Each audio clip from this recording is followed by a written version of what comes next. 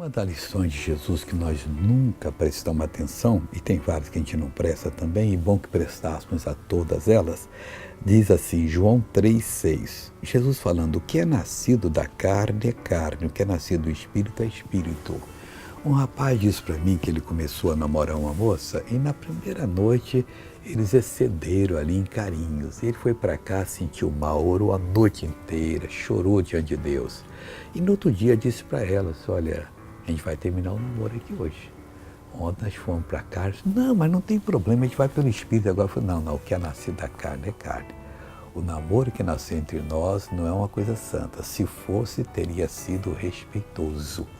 E ela ficou chateada, missionária, mas depois eu soube até que ela já teve alguns casamentos e eu continuei de cabeça erguida, servindo a Deus. Isso é muito importante. O que é nascido da carne é carne.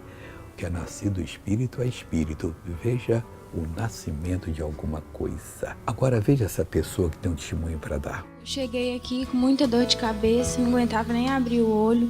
Agora melhorou. Estou conseguindo abrir o olho. Glória a Deus! Direito. O rebelde perdeu a batalha, pode crer. Vamos orar agora, Pai, em nome de Jesus, eu uno a minha fé com a fé dessa pessoa, eu repreendo todo o mal, reprove e mando que saia, não volte mais, em nome de Jesus. Amém.